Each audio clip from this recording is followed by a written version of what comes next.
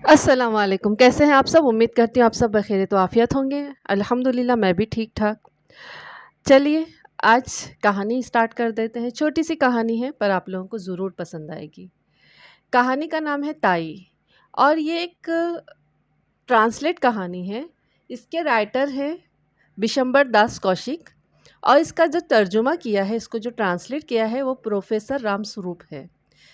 तो हम शुरू करते हैं। कहानी छोटी-सी है लेकिन आप लोगों को यकीनन पसंद आएगी। आप लोग सुनिए। ताऊ जी हमें रेलगाड़ी चाहिए, ला दोगे?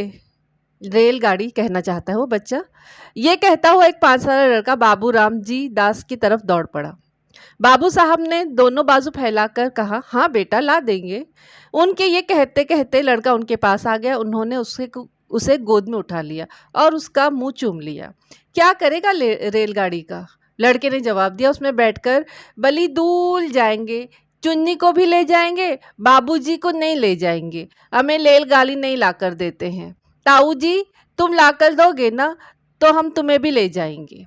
बाबू और किसे ले जाएगा? लड़का पल भर सोचकर बच और किसी को नहीं ले जाएंगे। पास ही बाबू रामदास की बीवी बैठी हुई थी। बाबू साहब ने उनकी तरफ इशारा करके कहा, अपनी ताई को नहीं ले जाएगा? लड़का कुछ देर अपनी ताई की तरफ देखता रहा। ताई भी उस वक्त जरा चिड़ी हुई सी बैठी हुई थी। लड़के को उनके चेहरे का अंदाज अच्छा नहीं लगा। चुनांचा वो बोला, ताई को भी नहीं ले जाएंगे। ताई जी सुपारी कतरती हुई बोली, अपने ताऊ जी को ही ले जा, मुझ पर तो मेहरबानी रख। ताई जी ने ये बात बड़े रूखेपन से कही थी। लड़का उस खुश्क सलूक को फौरन ताड़ गया। बाबू साहब ने फिर पूछा, ताई को क्यों नहीं ले जाएगा? लड़का, ताई माँ हमें प्यार नहीं करती। बाबू, अगर प्यार करे तो ले जाएगा। लड़के को उसमें कुछ शक था। ताई का ये अंदाज देखकर उसे ये उम्मीद नहीं थी कि वो प्यार भी करेंगी, इसलिए लड़का खामोश रहा। बाबू साहब उसे अपनी बीवी साहिबा के पास ले जाकर उनसे बोले, लो इसे प्यार कर लो, ये तुम्हें भी ले जाएगा। मगर बच्चे की ताई श्रीमती रामेश्वरी देवी को शौहर की ये चहलबाजी अच्छी न लगी। वो तुनक कर बोली, तुम ही रेल पर बैठकर जाओ, मुझे नहीं जाना। बाबू साहब ने रामेश्वरी की बात पर ध्यान न दिया। बच्चे को उनकी गोद में बिठाने की कोशिश करते हुए बोले, प्यार नहीं करोगी तो फिर रेल में भी नहीं बिठाएगा। क्यों भाई मनोहर? मनोहर ने ताऊ की बात का कोई जवाब न दिया। उधर ताई ने मनोहर को अपनी गोद से ढकेल दिया। मनोहर नीचे गिरा।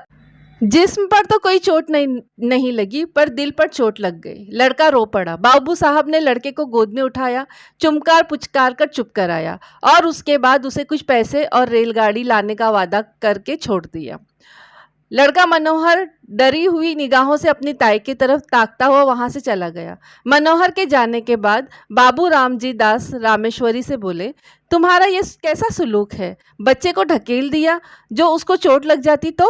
रामेश्वरी जी ने मुंह बनाकर कहा, लग जाती तो अच्छा होता, क्यों मेरी खोपड़ी पर लाद देते हो और आप ही अब ऐसी बातें करते हो? बाबू साहब कुड़कर बोले, इसको खोपड़ी पर लादना कहते हैं रामेश्वरी, और नहीं तो क्या कहते हैं?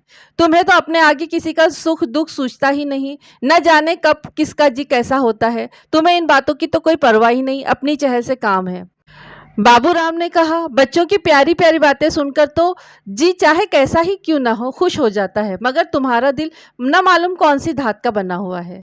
रामेश्वरी ने जवाब में कहा, तुम्हारा हो जाता होगा और होने को होता भी है, मगर वैसा बच्चा भी तो हो। पराये धन से कभी कोई अपना घर भरता है? बाबू साहब थोड़ी देर खामोश रहकर बोले, अगर सगा भतीजा भी पराया धन कहा जा सकता है तो फिर मैं समझता हूँ कि अपना धन किसे कहते हैं। रामेश्वरी जरा जोश में आकर बोली, बातें बनाना भी आपको खूब आता है। तुम्हारा भतीजा है, तुम चाहो और तुम समझो, मगर मुझे ये बातें अच्छी नहीं लगती। हमारे भाग ही फूटे हैं, नहीं तो ये दिन काहे को देखने पड़ते। तुम्हारा चलन ना तो दुनिया से निराला है। आदमी औलाद के लिए मालूम नहीं क्या क्या करते हैं, पूजा पाठ कराते हैं, व्रत रखते हैं, मगर तुम्हें इन बातों से क्या काम? रात दिन भाई भतीजों में मगन रहते हो।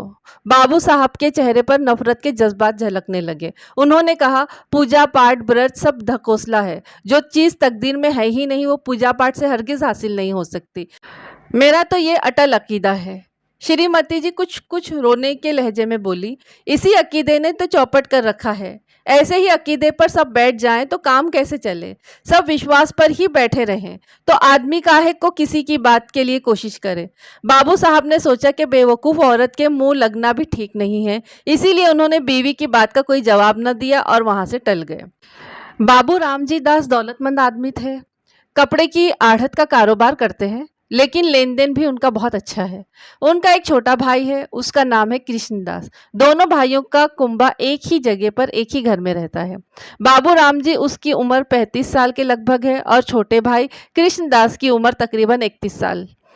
रामजी दास उसकी औलाद नहीं है। कृष्णदास के 2 बच्चे हैं, एक लड़का मनोहर जो अभी रेलगाड़ी मांग रहा था और दूसरी एक लड़की है जिसकी उम्र करीबन 2 साल है। रामजी दास अपने छोटे भाई और उनके बच्चों को बहुत प्यार करते हैं, ऐसा प्यार कि उसके असर से उन्हें अपना बे औलाद होना कभी खटकता ही नहीं। छोटे भाई की औलाद को अपनी औलाद ही समझते हैं। दोनों बच्चे भी बाबू रामदास से इस कदर हिले हुए हैं कि उन्हें अपने पिता से बढ़कर समझते हैं। मगर रामदास जी की बीवी रामेश्वरी को ये बात का बड़ा दुख है कि उनकी कोई औलाद नहीं है। वो दिन रात औलाद की फिक्र में घुला करती हैं। छोटे भाई के बच्चों से शौहर की मोहब्बत उनको एक आंख नहीं भाती, आंखों में खार की मानिंद खटकती रहती है। रात को खाने पीने से फारिग होकर रामजी दास पलंग पर लेटे हुए ठंडी हवा के हल्के हल्के झोंकों का लुत्फ उठा रहे थे। पास ही दूसरी चारपाई पर रामेश्वरी हथेली पर सर रख के किसी फिक्र में मुस्तगरक थी। दोनों बच्चे अभी अभी बाबू साहब के पास से उठकर अपनी माँ के पास गए थे। बाबू साहब ने अपनी बीवी की तरफ करवट लेकर कहा, आज तुमने मनोहर को ऐसी बुरी तरह से धकेला था कि मुझे अब तक उसका अफसोस हो रहा है। कभी कभी तुम्हारा सुलूक बिल्कुल हैवानों जैसा हो जाता है। रामेश्वरी बोली, तुम्ही ने तो मुझे ऐसा बनाया है। उस रोज पंडित ने कहा था कि हम दोनों की किस्मत में औलाद का योग है और उपाय करने से औलाद हो भी सकती है। उसने उपाय भी बताए थे, मगर तुमने उनमें से एक भी उपाय करके न देखा। बस तुम तो इन्हीं दोनों में मगन हो। तुम्हारी इस बात से रात दिन मेरा कलेजा सुलगता रहता है। आदमी उपाय तो करके देखता, फिर होना या ना होना ये तो भगवान के हाथ में है। बाबूजी हंसकर बोले, तुम्हारी जैसी सीधी औरत भी, क्या कहूँ, तुम इन ज्योतिषियों की बातों पर इतना एतबार करती हो जो दुनिया भर के झूठे और ठग हैं। ये बहुत झूठ बोलते हैं और इसी झूठ की रोटियां खाते हैं। रामेश्वरी तुनक कर बोली, तुम्हें तो सारा जहां झूठा नजर आता है। ये पोथी पुराण भी सब झूठे हैं और सारे पंडित भी झूठे हैं। पंडित पोथी पुराण में जो है वही तो बताते हैं, अपनी तरफ से थोड़ी कुछ कहते हैं। शास्त्र में लिखा है वही सब कहेंगे ना। वो शास्त्र झूठा है तो वो भी झूठे हुए। अंग्रेजी की आपने पढ़ ली है, अपने आगे किसी को गिनते ही नहीं है। जो बातें बाप दादा के ज़माने से चली आती हैं उन्हें भी झूठा बताते हैं। बाबू साहब ने कहा, तुम बात तो समझती नहीं हो, अपनी ही रटी जाती हो। मैं ये नहीं कहता कि ज्योतिष शास्त्र झूठा है, मुमकिन है वो सच्चा हो, मगर ज्योतिषियों में ज़्यादातर झूठे ही होते हैं। उन्हें ज्योतिष से पूरी तरह वाकफियत होती ही नहीं। वो एक दो छोटी मोटी किताबें पढ़कर ज्योतिष बन जाते हैं और लोगों को ठगते फिरते हैं। ऐसी हालत में उनकी बातों पर क्यों कर यकीन किया जा सकता है। रामेश्वरी ने कहा, सब झूठे हैं, तुम ही एक बड़े सच्चे हो। अच्छा, एक बात पूछती हूँ भला, तुम्हारे दिल में क्या कभी औलाद की ख्वाहिश नहीं होती? अब के रामेश्वरी ने बाबू साहब के दिल के नाजुक हिस्से को पकड़ा था। वो थोड़ी देर तक चुप रहे, उसके बाद एक लंबी सांस लेकर बोले, भला ऐसा कौन सा शख्स होगा जिसके दिल में औलाद का मुंह देखने की ख्वाहिश ना हो, मगर क्या किया जाए, ना अब अपने बच्चे हैं ना होने की कोई उम्मीद है, तो फिर फजूल फिक्र करने से क्या हासिल। इलावा इसके जो बात अपनी औलाद से होती है वही भाई की औलाद से भी हो रही है। जिस कदर मोहब्बत अपने बच्चों से होती इतनी ही उनसे भी है। जो खुशी अपनी औलाद को खेलते मुस्कुराते देखकर खुशी होती, वही खुशी इनको देखकर होती है। तो फिर इसमें मैं समझता हूँ कि फिक्र क्यों की जाए। रामेश्वरी कुड़कर बोली, तुम्हारी समझ को मैं क्या कहूँ, इसीलिए तो मैं दिन रात जला करती हूँ। भला ये तो बताओ कि तुम्हारे पीछे क्या इन्हीं से तुम्हारा नाम चलेगा? बाबू साहब ने हंसकर जवाब दिया, अजी तुम भी कहाँ की बातें लेकर आ जाती हो। नाम औलाद से नहीं चलता, नाम चलता है अपने नेक अमलों से, अपने नेक कामों से। तुलसीदास को हिंदुस्तान का बच्चा बच्चा जानता है। सूरदास को मरे कितनी मुद्दत हो चुकी है। इसी तरह जितने महात्मा जो गुजरे हैं उन सब का नाम क्या उनकी औलाद ही की बदौलत चल रहा है। सच तो ये है कि औलाद से जितनी नाम चलने की उम्मीद रहती है उतनी ही नाम डूब जाने का भी इम्कान रहता है। मगर नेक अमल एक ऐसी चीज़ है जिससे नाम रोशन होने के सिवाय डूबने का कोई खटका भी नहीं रहता। हमारे शहर में राय गिरधारी लाल कितने मशहूर आदमी थे, उनकी औलाद कहाँ है? मगर उनकी धर्मशाला और यतीम खानों से उनका नाम अब तक के चला आ रहा है, अभी न मालूम कितनी मुद्दत तक चलता ही रहेगा। रामेश्वरी ने कहा, शास्त्र में लिखा है कि जिसका बेटा नहीं होता उसकी मुक्ति नहीं होती। बाबू साहब ने फिर उसका जवाब दिया, मुक्ति पर मुझे एतकाद ही नहीं है। मुक्ति है किस चिड़िया का नाम? अगर मुक्ति का होना मान भी लिया जाए तो ये कैसे माना जा सकता है कि बेटे वाले की मुक्ति जरूर हो जाती है? मुक्ति का भी कैसा आसान तरीका है, ये जितने बेटे वाले हैं सभी की तो मुक्ति हो गई। रामेश्वरी कोई जवाब न दे सकी, उसको कोई जवाब सूझा ही नहीं। बोली, अब तुमसे कौन बकवास करे, तुम तो अपने सामने किसी की चलने ही नहीं देते हो, न किसी की मानते हो। इंसान का दिल ममता की आमा जगह है, कैसी ही मुफीद और कैसी ही खूबसूरत चीज़ क्यों ना हो, जब तक इंसान उसको पराई समझता है उस वक्त तक उससे प्यार नहीं कर सकता। लेकिन भद्दी से भद्दी और बिल्कुल नाकारा चीज़ भी अगर आदमी की अपनी हो और उसको अपनी समझता हो तो उससे प्यार करता है। पराई चीज़ कैसी ही कीमती क्यों ना हो, उसके ज़ाय हो जाने पर आदमी को ज़रा भी तकलीफ महसूस नहीं होती। अपनी चीज़ ख्वाह कैसी ही भद्दी हो, नाकारा हो, किसी मसरफ की ना हो, अगर वो जाती रहे तो आदमी के दिल को बड़ी तकलीफ होती है, क्योंकि वो अपनी चीज़ है। बाज़ औक़ात ऐसा भी होता है कि आदमी पराई चीज़ से मोहब्बत करने लगता है। ऐसी हालत में जब तक आदमी उस चीज़ को अपनी नहीं बना लेता या कम अज़ कम इस ख़याल को अपने दिल में मज़बूत और मुस्तहकम नहीं कर लेता कि वो चीज़ मेरी है, उस वक़्त तक उसे सब्र नहीं आता। अपनाइयत से मोहब्बत पैदा होती है और मोहब्बत से अपनाइयत। इन दोनों का चोली दामन का साथ है, ये कभी एक दूसरे से जुदा नहीं किए जा सकते। अगरचे रामेश्वरी को माँ बनने की खुशकिस्मती नसीब नहीं हुई थी, ताहम उसका दिल माँ बनने का कामिल तौर पर अहल था। उसके दिल में वो औसाफ अंदर छुपे हुए थे जो एक माँ के दिल में होते हैं, मगर उन्होंने अभी उनकी नशोनुमा नहीं पाई थी। उसका दिल इस ज़मीन की मानिंद था जिसमें बीज तो पड़ा हुआ है, मगर उसको सींच कर और उस तरह बीज को फोड़कर उसको निकाल कर ज़मीन के ऊपर लाने वाला कोई नहीं।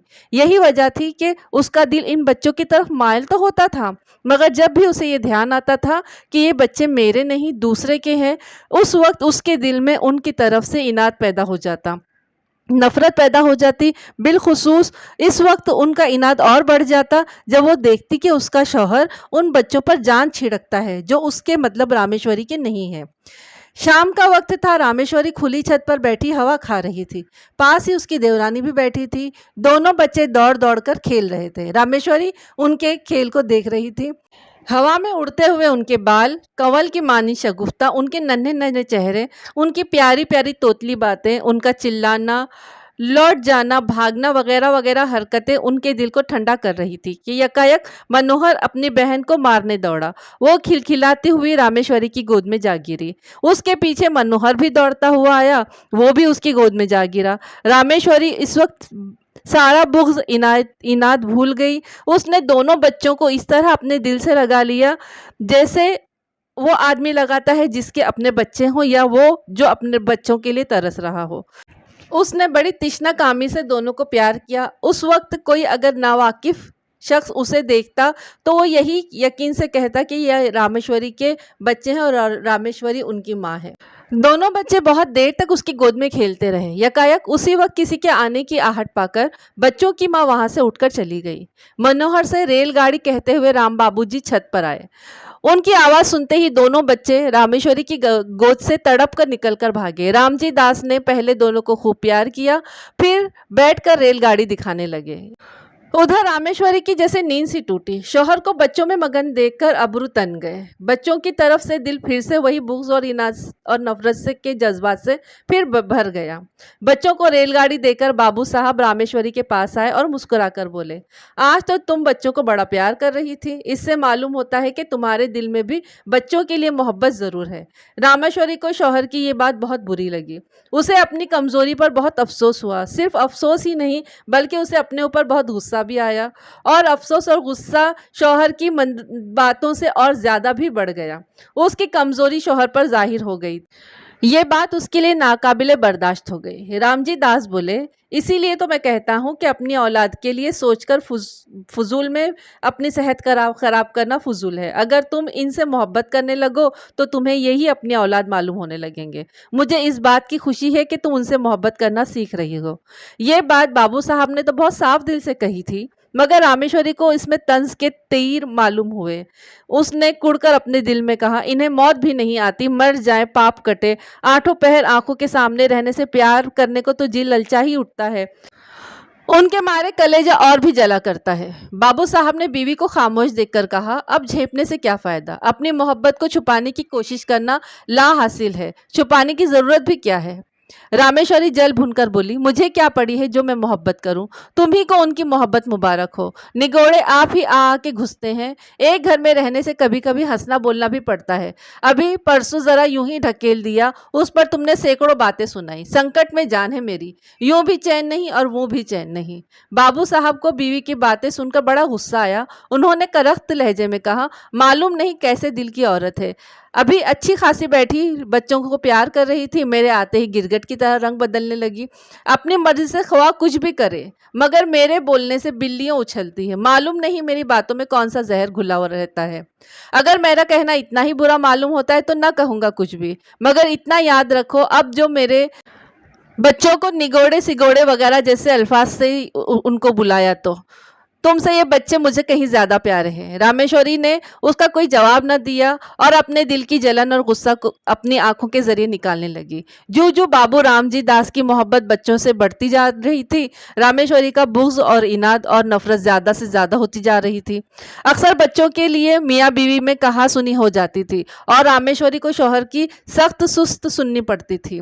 जब रामेश्वरी ने देखा कि बच्चों की वजह से वो अपने शौहर की नजरों से गिरती जा रही है, उस वक्त उसके दिल में एक तूफान सा बरपा हुआ। उसने सोचा, पराए बच्चों के पीछे ये मुझसे मोहब्बत कम करते करते जा रहे हैं, मुझे हर वक्त बुरा भला कहा करते हैं, इनके लिए ये बच्चे ही सब कुछ है, मैं तो कुछ भी नहीं हूँ। दुनिया मरती जाती है मगर इन दोनों को मौत नहीं आती।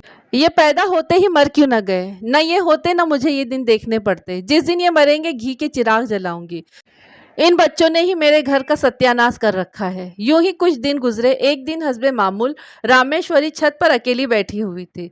उसके दिल में तरह तरह के ख्यालात आ रहे जा रहे थे। ख्यालात कुछ और नहीं, वो अपनी औलाद का ना होना, शौहर का भाई की औलाद से मोहब्बत करना वगैरह वगैरह। कुछ देर बाद उसके ख्यालात उसे तकलीफ दे मालूम होने लगे तो उसने अपनी तवज्जो दूसरी तरफ मबजूल करने के लिए उठकर टहलने लगी। वो टहल ही रही थी कि मनोहर दौड़ता हुआ आया। मनोहर को देखकर उसकी भवें चढ़ गई और वो छत की चार दीवारी पर हाथ रखकर खड़ी हो गई। शाम का वक्त था, आसमान पर रंग बिरंगी पतंगे उड़ रही थी। मनोहर कुछ देर तक तो पतंगों को देखता रहा और सोचता रहा कि कोई पतंग कटकर उसकी छत पर गिरे तो कैसा मजा आए। वो देर तक पतंग गिरने की उम्मीद में वहीं खड़ा रहा और फिर दौड़कर रामेश्वरी के पास आया और उसकी टांगों से लिपट कर बोला, ताई हमें भी पतंग मंगवा दो। रामेश्वरी ने झटक कर कहा, चल हट परे, अपने ताऊ से जाकर मांग। मनोहर जरा सा खिसियाना सा होकर आसमान की तरफ देखने लगा। थोड़ी देर बाद फिर उससे रहा न गया। अब के उसने बड़े लाड में आकर बेहद लजाजत आमेज लहजे में कहा, ताई पतंग मंगवा दीजिए, हम भी उड़ाएंगे। इस दफा उसकी भोली भाली दरख्वास्त से रामेश्वरी का कलेजा जरा सा पसीजा।